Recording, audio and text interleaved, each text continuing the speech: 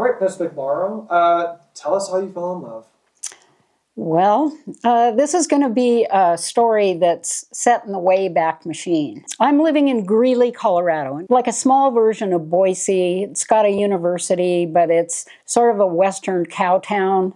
As a single mom, and I have two children, Dawn, who's 9, and James, who's 7.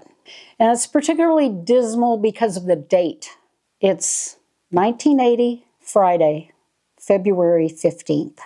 However, there was one bright spot in my life, and that was the fact that the graduate students we worked with, there were like 10 of us that all started graduate school at the same time. And we would hang out and we would drink until about midnight, talk, shop, do all that stuff. You know, the only social life that I had. And then I'd go back, pick up the kids, and go home. So I've already downed one Long Island iced tea when the last of our little group showed up at the Times, and his name was Steve. And he was a graduate student too, but I had never talked to him before. We had a lot in common and we really enjoyed each other. Why don't we just leave this place and let's go see Jaws 2? So we pull up to Steve's apartment, go in his apartment, get his jacket. Do you guys know what water beds are? They're not very popular now, but the 80s, they were the big thing. And we looked at the water bed, and we never made it to Jaws 2, if you know what I mean. Time passes. 4 o'clock shows up. I open my eyes. Terrific hangover. What have I done? I look over at Steve. He is sleeping peacefully. I got to get out of here.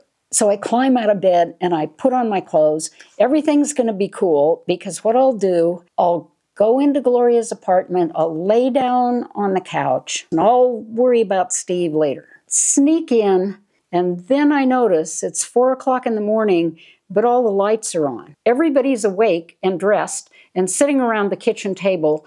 I don't even know what to say. So I say, "What's up?"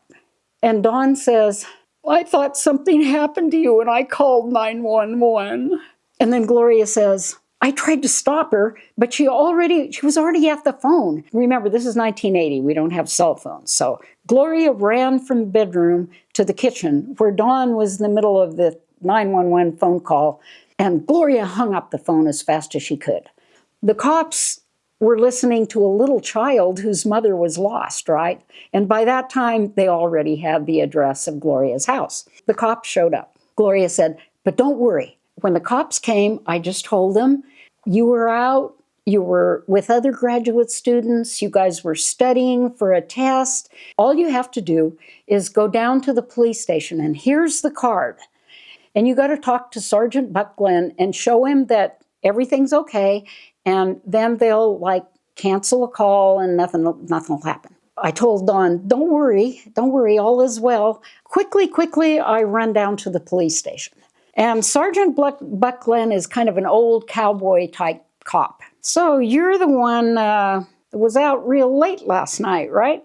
And I said, "Yeah, well, yes, sir, we were studying." And he said, "Well, we got to that apartment at 4 a.m. And I said, "Well, we fell asleep." "That sounds a little fishy to me," he says, "but okay. Everything really okay with you?" And I said, "Absolutely." By this time, I have this stabbing pain in the back of my eye, and I'm thinking, oh, please let me get away with this. And then Buck Glenn says, "Okay, just give me your driver's license so I can check you are who you say you are, and we're good." And then I think, driver's license. The driver's license is back in Steve's apartment. So I say, "I don't have a driver's license, but I'll go back and get it." And Buck Glenn says, "Well, I got about 45 minutes more here.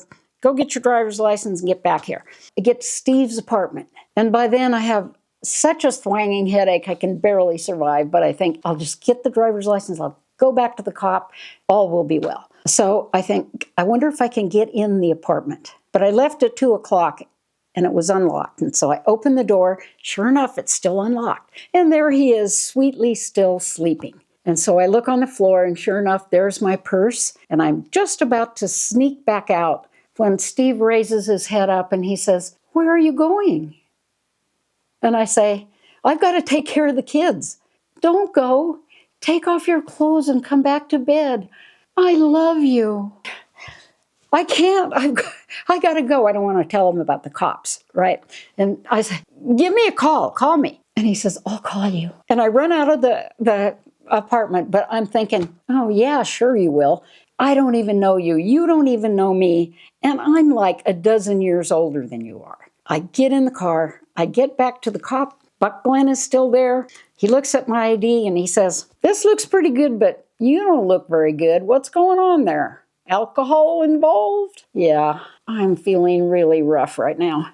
And he said, I knew that. Hey, but I got the cure for that, he said. I'll tell you what you do. On the way home, you just pull into McDonald's. The answer to a bad hangover, fat and caffeine. I want you to sit down in the kitchen. I want you to eat and drink. Take a nap for a half an hour and you'll be good as new. He lets me go. But I do what he says. I go to McDonald's, I go home, eat and drink, and I collapse on the couch for an hour. And you know what? I felt actually pretty good. And that's kind of the end of this story, except there's an epilogue. That happened on Friday, February 15th, 1980.